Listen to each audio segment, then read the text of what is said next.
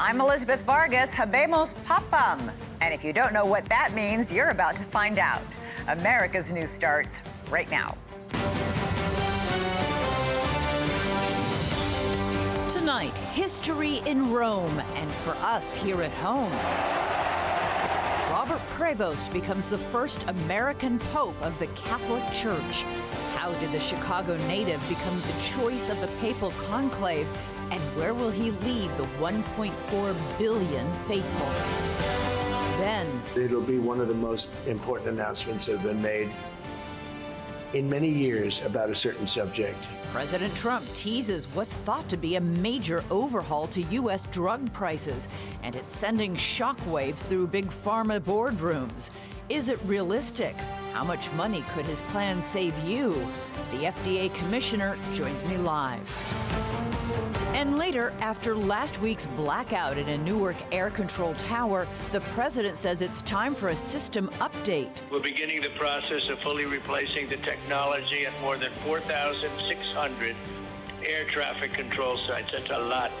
And building 6 new state-of-the-art air traffic control coordination centers. What's in the plan? What will it cost? And is it still safe to fly?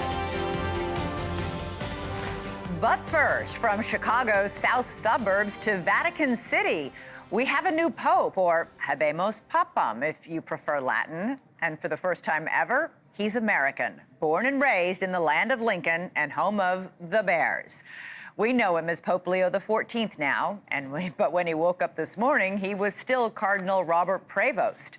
His first words to the enormous cheering crowd in St. Peter's Square and to the 1.4 billion Catholics watching on TV, peace be with all of you.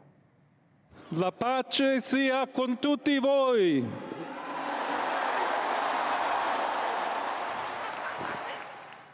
69-year-old Pope Leo is the first pope from the Order of St. Augustine and the second from the Western Hemisphere. The first, of course, being Pope Francis, who made Robert Prevost a cardinal less than 2 years ago. At that time, Prevost said his American background made him valuable to the mission of the Catholic Church. But I am American, and I think I do have some insights into the church in the United States. So the need to be able to advise, work with Pope Francis, and to look at the challenges that the church in the United States is facing. I hope to be able to respond to them with a healthy dialogue, as we've already begun, with all the bishops of the United States. So what do we know about the new Pope of Rome, Pope Leo? Well, he's known as the Latin Yankee in Rome. Perhaps that's because he spent more than half his career in South America. He grew up in Dalton, about 30 miles south of Chicago. His father was of French and Italian descent, his mother Spanish. He graduated with a math degree from Villanova University in Pennsylvania back in 1977. He spent 2 decades in Peru and holds Peruvian citizenship as well. He worked as a missionary before eventually becoming a bishop. Here in America, about 20% of the United States identify as Catholic, according to the Pew Research Center. President Trump, who was raised Presbyterian but now says he's non-denominational Christian, called Leo's election a great honor and says he will meet with him soon. Yeah, they have already spoken to us, and we'll see what happens. But again, to have the Pope from the United States of America, that's a great honor. That's a great honor. Sir, has you watching, and they said he's from America. I said, that's great. Let's go right now to NewsNation's Robert Sherman, now live for us in Rome. You were in St. Peter's Square when the white smoke came out of the chimney. It must have been incredible. I know watching it on television, it was emotional. To be there in person must have been amazing. Elizabeth, it wasn't a moment that you saw or a moment that you heard. It was truly a moment that you felt. In the imminent moments leading up to the white smoke, you saw people shoulder to shoulder in St. Peter's Square, hands clasped, waiting and praying for the moment that they would hear news of a new Holy Father. And then that white smoke, which was so highly anticipated and waited for, started billowing out of the chimney above, and the entire square erupted. There was energy reverberating all throughout this area. And then you saw scenes outside of Vatican City. People quite literally bounding out of cafes, out of restaurants, running as quickly as they could to Vatican City for the hope that they would get there in time to see this. Pope Leo XIV stepping out onto the balcony, emerging and being introduced to the world. And you see this moment here, the emotion on his face, taking in that energy coming from the crowd below him. There was such anticipation for this moment. And we heard from people all week long who said what they were hoping for in the new Pope is someone who could bring about unity and bring about peace. And in the end, that College of Cardinals of 133 electors decided to put their trust and their faith in a one-time altar boy from Chicago to lead the church into the future. Elizabeth? All right, Robert Sherman, I really envy you being there to witness all of that. Thank you so much from Rome. Let's get insight now from our experts. I'm joined by Father Anthony Sorgi of Immaculate Conception and Assumption of Our Lady Parish in New York, and Father Enrique Salvo is the rector at St. Patrick's Cathedral right here in the heart of New York City. Great to have both of you here. So let me start with you, Father Salvo. Cardinal Prevost was on a long list of possible contenders to be Pope, but he was actually seen as a long shot. Are you surprised he was picked? Well, even though throughout the conclave, throughout this time, we've been saying that ultimately we have to trust that the Holy Spirit's in charge by discerning of the cardinals, it's always a surprise. Because one thing is when we read the stats and so on in the worldly ways, and then another thing is when we see God in action. And of course, the only reason that many people said that he wouldn't be elected was because he was an American and they wouldn't want a pope from a superpower country. But here we are in this joyful day, surprised and filled with excitement and joy. Yeah, Father Sorgi, it's long been taboo to pick an American pope because America is seen as such a global power in every other way. There's the history sort of dictated, conventional wisdom, so be it, dictated that we can't have the power of the papacy also coming from America. What changed, do you think? Well, number one is the amount of time that Cardinal Prevost spent in Peru, South America. That is a big part of this. There's no doubt about it in my mind that Pope Francis knew him well from his work there with the Augustinian order, which is a worldwide order. So although he's born in the south side of Chicago and went to Our Lady of the Assumption Parish, I think that the bulk of his life, the heart of his life now at 69 years old, was spent as a South American missionary, religious, just like Pope Francis. Yeah, will we ever, Father Sorgi, know who the other contenders were, or even exactly how many votes Cardinal Prevost, now Pope Leo, got? For sure, probably not, no. Okay. All that's veiled in secrecy. Yes, yes. All right. Yes. You mentioned a little the biographical details. We know that he had been a cardinal for only 2 years, that he's an alum of Villanova University. The college, by the way, is absolutely thrilled. He was known to friends and fellow priests as Bob. There's no word yet on, actually, we did just find out from his brother that he's a White Sox fan, not a Cubs fan, which will deeply divide Chicagoland. And he also reportedly loves to cook. Fellow priests in Chicago say he was very good at making pizza in particular. Father Salvo, I know those aren't any gifts or duties that are important to being Pope, but it's nonetheless so fascinating to hear. He's human, and that's part of the beauty of this all. And someone that, as Father Sorgi says, has had an experience globally, and well, not globally, but in Latin America, in Rome, in the United States. So he has a very global perspective already, and of course that includes the daily life, like cooking and your hobbies and what you do, and of course the way you see the vision of the church which in his case, we're about to see, even though a lot is said by even his motto, the name that he took and so on, we can already, and by what he has done so far, we can already start seeing what he is all about in his vision. Father Sorgi, his supporters say that Pope Leo is a bridge, and they call him a balanced alternative between the progressive Pope Francis and the more conservative wing of the Catholic Party.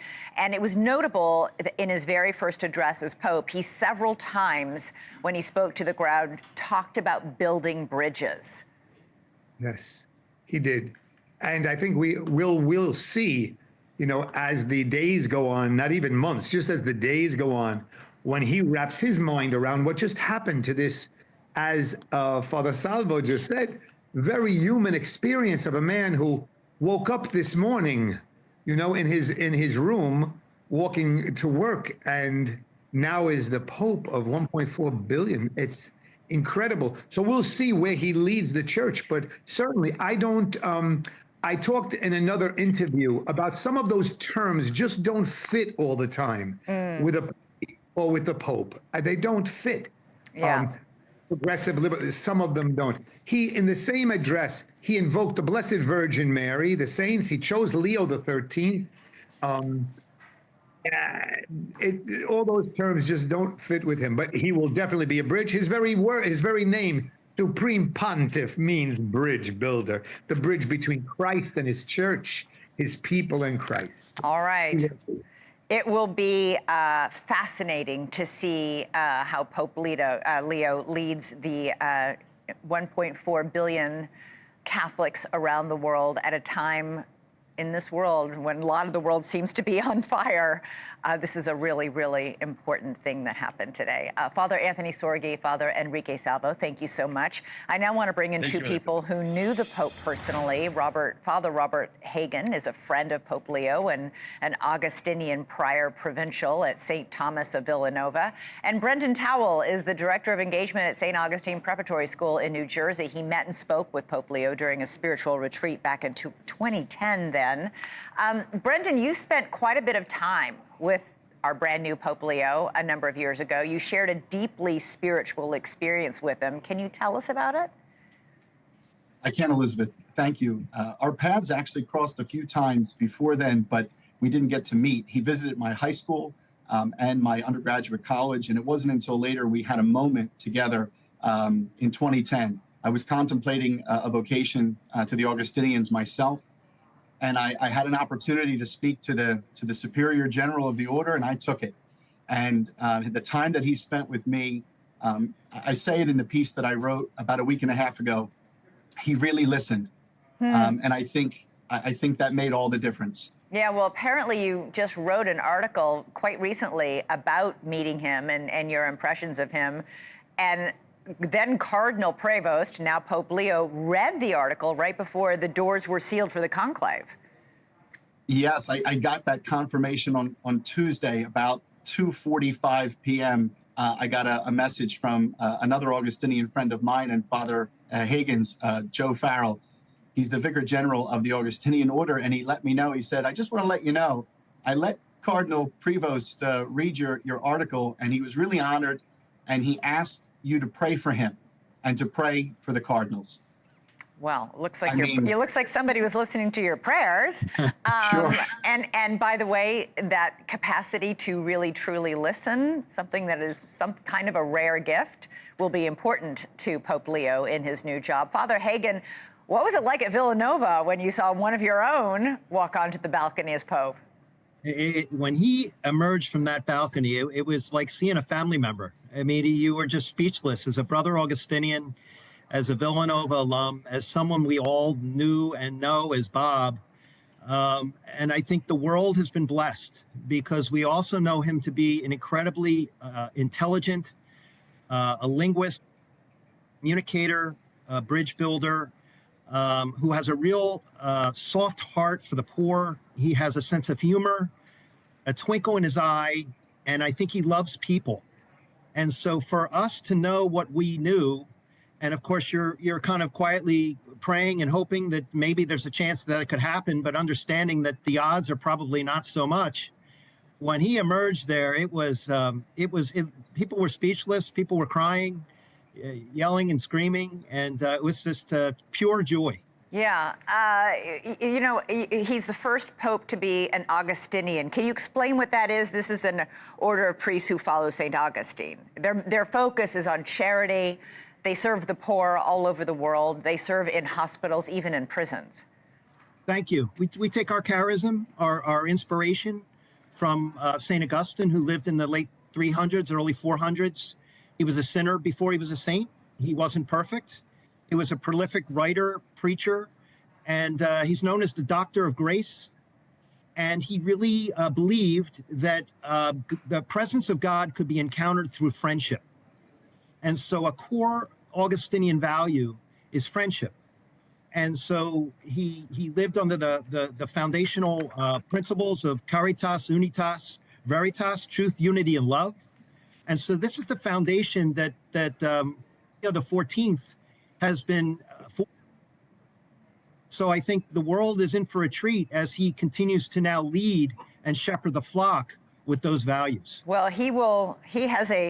this is a big job, and that is probably the biggest understatement I could make in this show. You know, already we have people going through his past postings on social media. He apparently had a Twitter account that he would post on.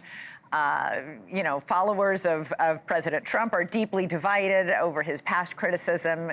We know that Pope Francis criticized the Trump administration on immigration. So he's wading into a politically fraught atmosphere. And I think the sense of sobriety and care, as well as personality that you both described, will be really, really important going forward. Father Robert Hagan, Brendan Towell, thank you so much. Thank you, Elizabeth. All right, coming up for us, will Pope Leo appeal to the next generation of Catholics? Well, I'm going to ask the founder of a very popular prayer app coming up, because we're seeing more and more young people convert to Catholicism. And then later, I'm going to speak live to the FDA Commissioner, Marty McCary, all about President Trump's plan to change the price of prescription drugs in the United States.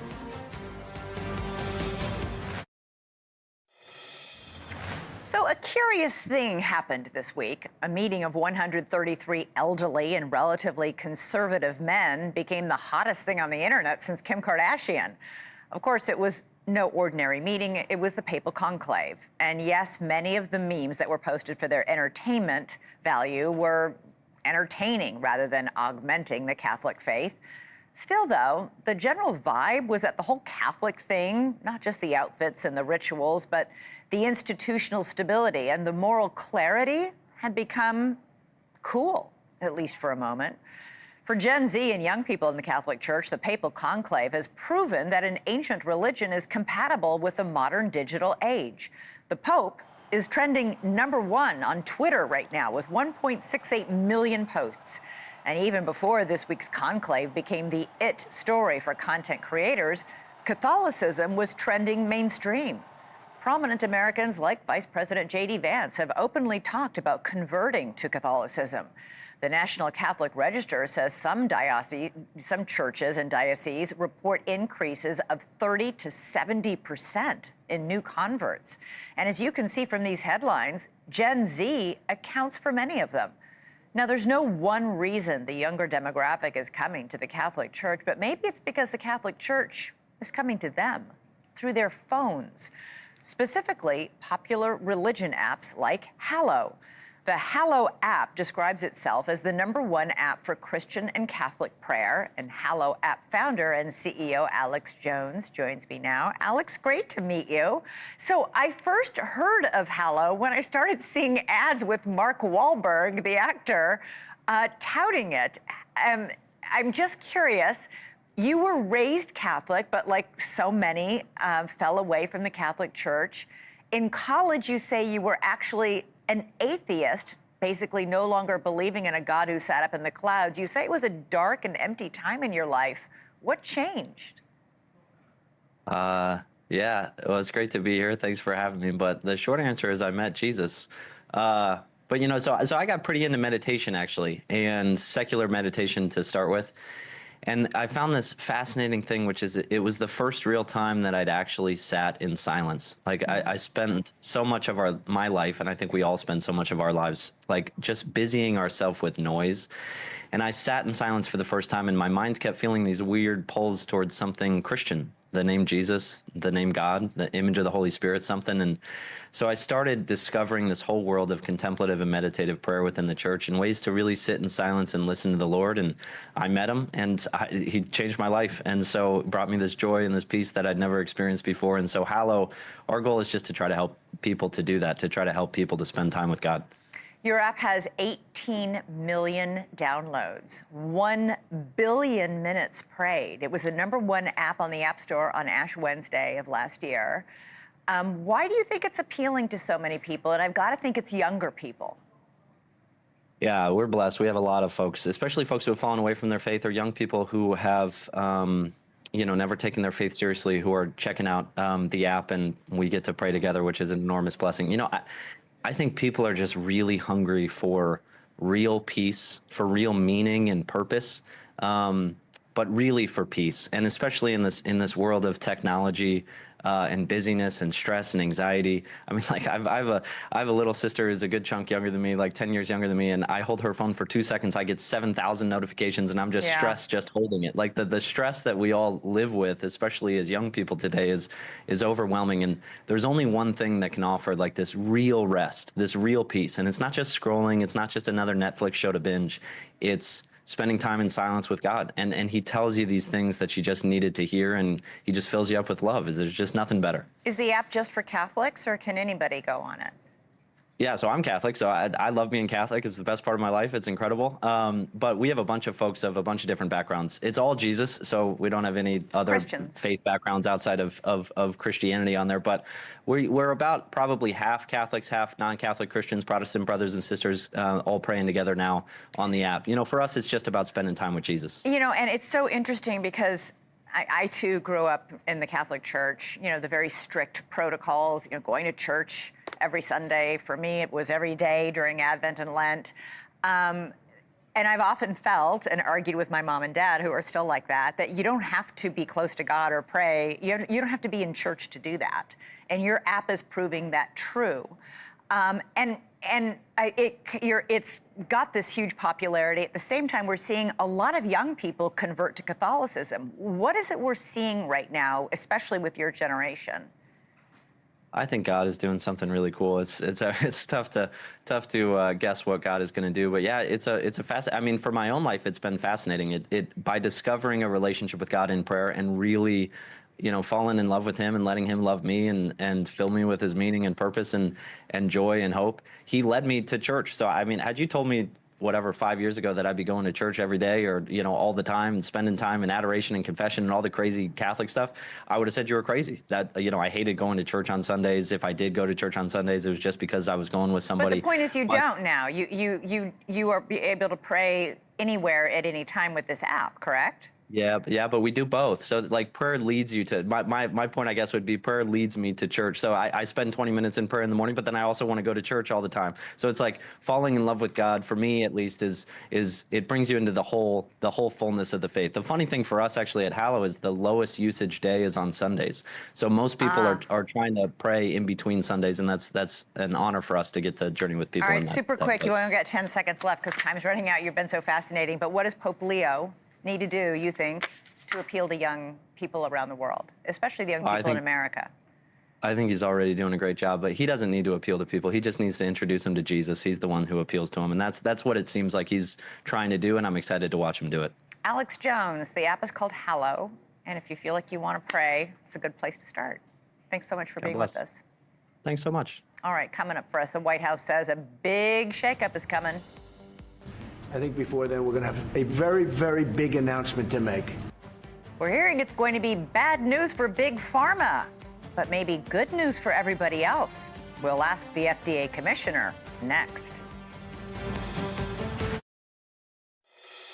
We're going to have a very, very big announcement to make, like as big as it gets, and I won't tell you on what.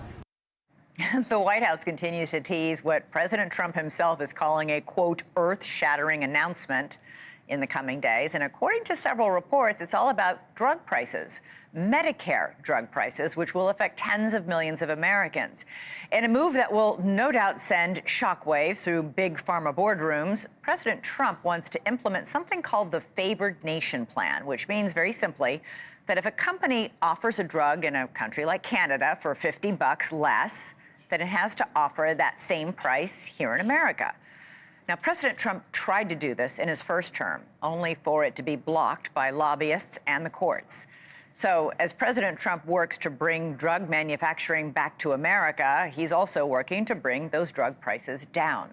President Trump has ordered the FDA to work with drug companies in bringing facilities back home. He says it's a matter of national security. And when you crunch the numbers, you can clearly see why.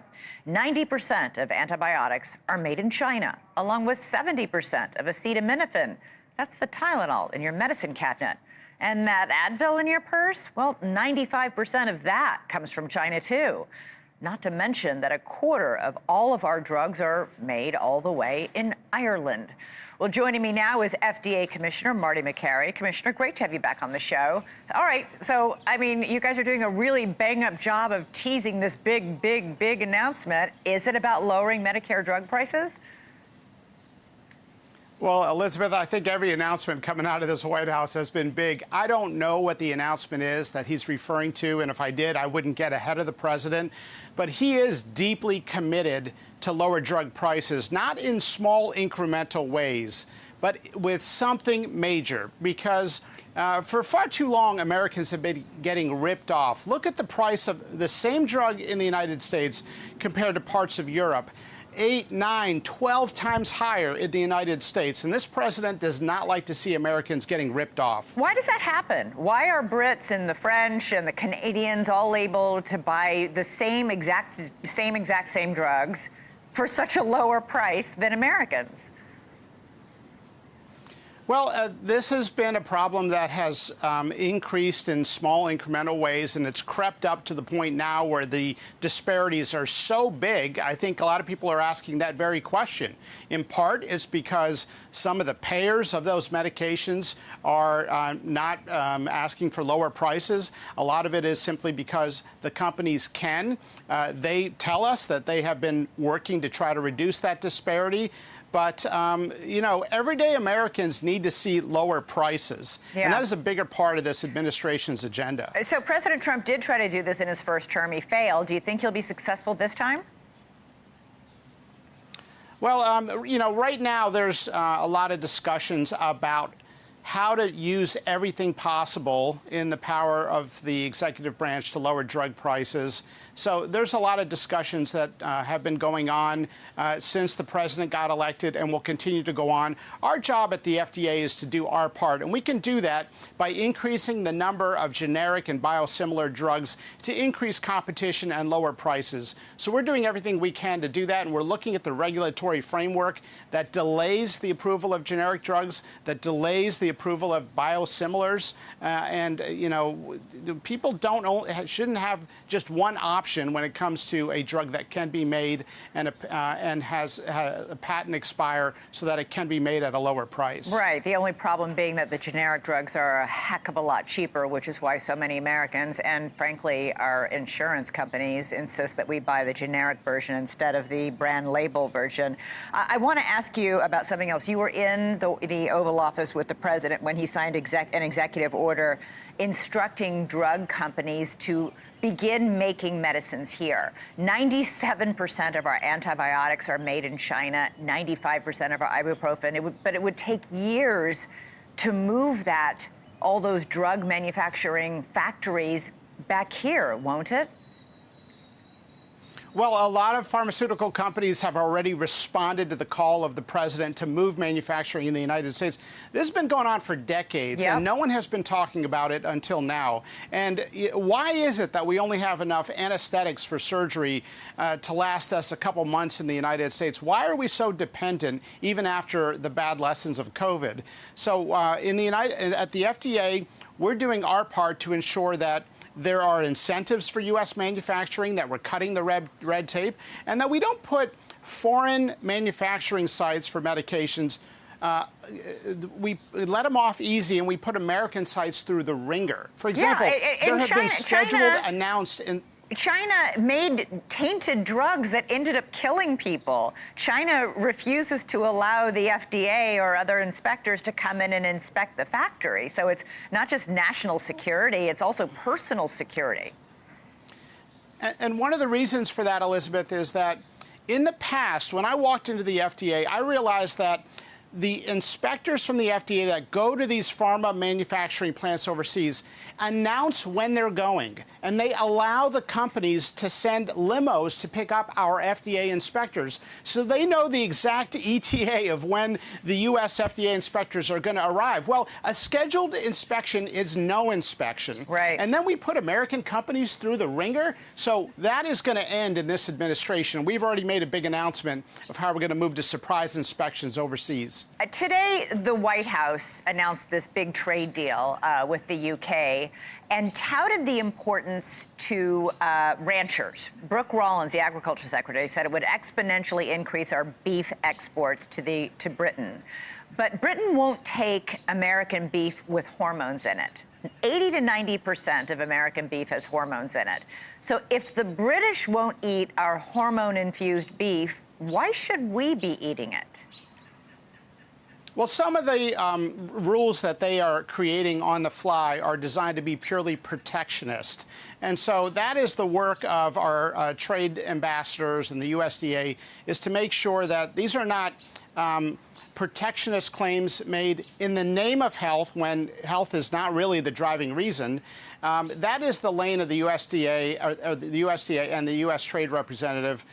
So at the FDA, you know, we have a different jurisdiction. No, I get that, but I'm just, because you were last on the show talking in a very passionate way about the need to remove dyes from the food and how you and RFK Jr. are trying to make America healthy again by making our food supply healthier again.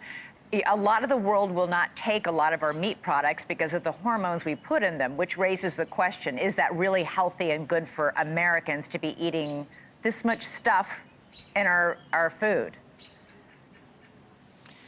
Well, look, I believe in incremental improvements. And when we took out the 9 petroleum-based food dyes out of the United States food supply, and we've gotten commitments from major food manufacturers just in the last 2 weeks saying they're going to remove it way ahead of our target date from the U.S. food supply, those are incremental improvements. So while meat is under the jurisdiction of the USDA, we're doing everything we can to use our power to ensure that we're continue to make incremental improvements in the food supply. We've got 1,000 ingredients that are banned in Europe that are ubiquitous in the U.S. food supply. So we've got to ask why, and we've got to do everything we can to educate people so they've got good information. As you know, Elizabeth, we're redoing the giant government misinformation called the food pyramid.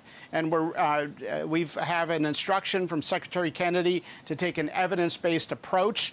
On May 22nd, we're going to have a giant report on health in the United States that is going to get very granular into these details.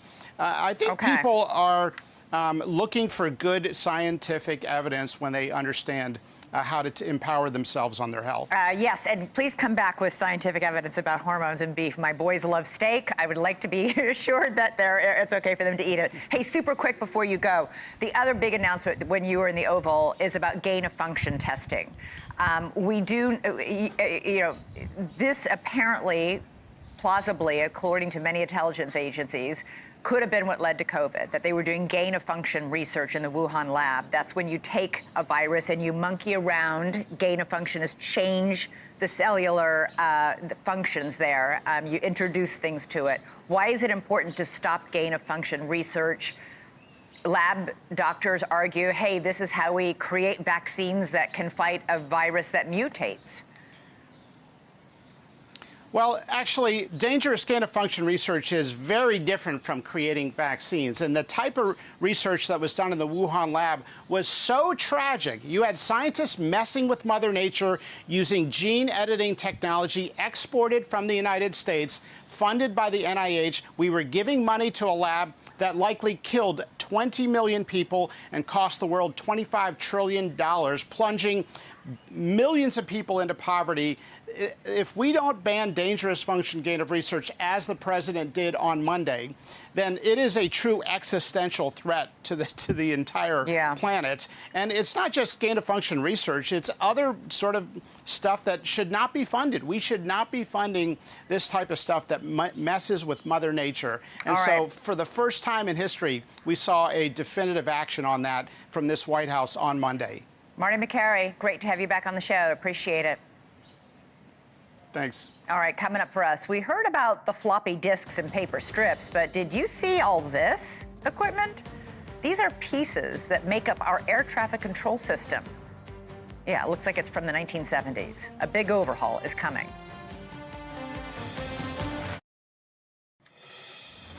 Want to see something scary? Take a look at this. Terrifyingly ancient equipment our air traffic controllers are still relying on to make sure 45,000 flights take off and land safely every single day. A patchwork of Reagan-era computer monitors, dusty old hardware drives, and floppy disks. The images were front and center today as Transportation Secretary Sean Duffy announced an ambitious new 3-year plan to completely rebuild and modernize our aging air traffic control system from the ground up. This system is a flip phone, right? It is what it is. You can't build anything on top of the system that we now use. It's so old. So you can't upgrade it. However, if we build a brand new state-of-the-art system, which is what we want to do, then, like your iPhone, you can actually get updates. You can build on top of what we are going to have in place. Now, the proposed improvements include 6 new air traffic control centers, fiber, wireless, and satellite upgrades at more than 4,600 locations and more. There's clearly urgency after that situation and the crippling problems after that situation at Newark Airport recently. Delays and flight cancellations are still happening as a result, all from that catastrophic equipment failure last week. That's when air traffic controllers managing all flights coming in and out of the busy Newark Airport lost contact with every single plane and couldn't see them.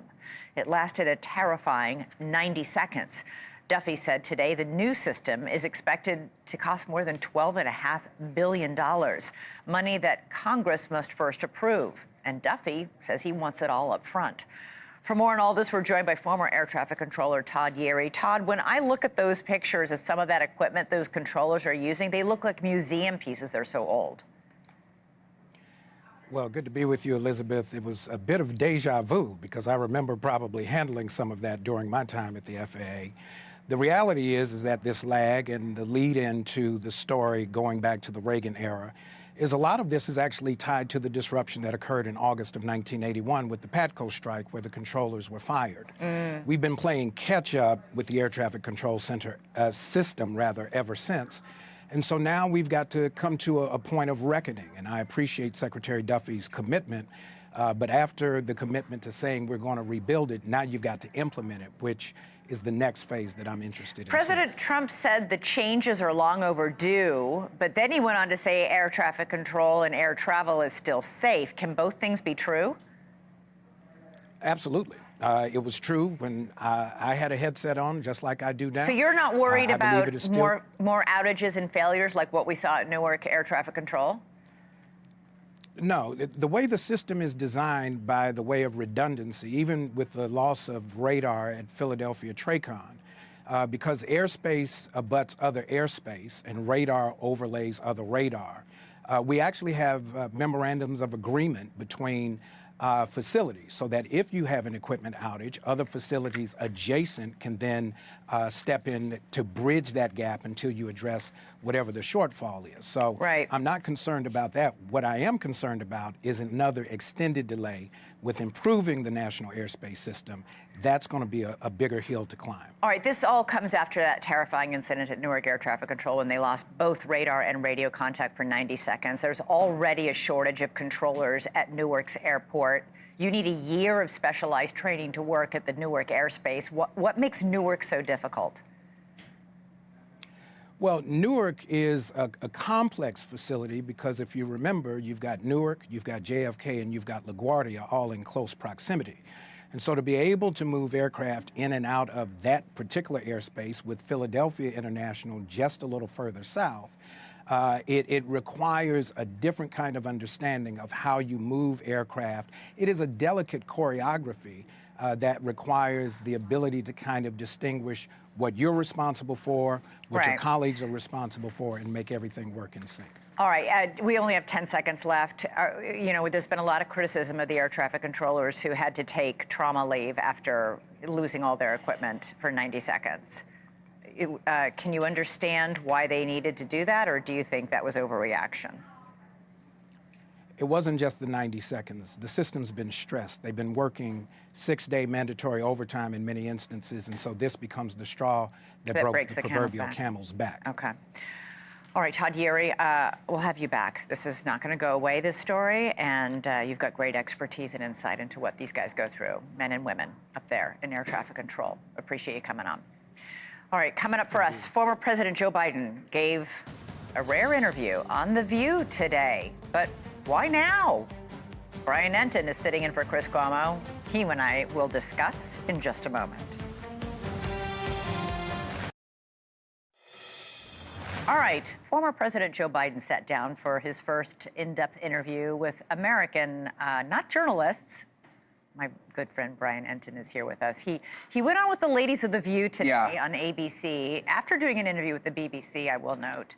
But it was, we and I were just discussing. I don't understand why he wouldn't talk to a journalist. It was, you watched it all. Yeah, I forgot he was on, and Dusty reminded me, so I put it on live this morning. It's just always awkward, the applause, everybody's woo, all the hugs. Yeah. And you're kind of waiting for this sort of serious interview. We're hearing Neither one of us goes into an interview and hugs who we're interviewing. And so right off the bat, it was, for me, it was kind of hard to take it seriously. Like, he was definitely loved. And I guess the headline coming out of it is that not only does he deny that he was too old, but that Kamala Harris lost because people are sexist? Yeah, that's what he said, because she was a woman. And, you know, I think that was unexpected. And then he was asked about his mental state, and he, you know, stands by the fact that he was with it and that these were people who didn't really know him in the White House. We've actually got an author on next on Cuomo, who's one of the people who wrote a book about his mental state. Who? To see what he has to say.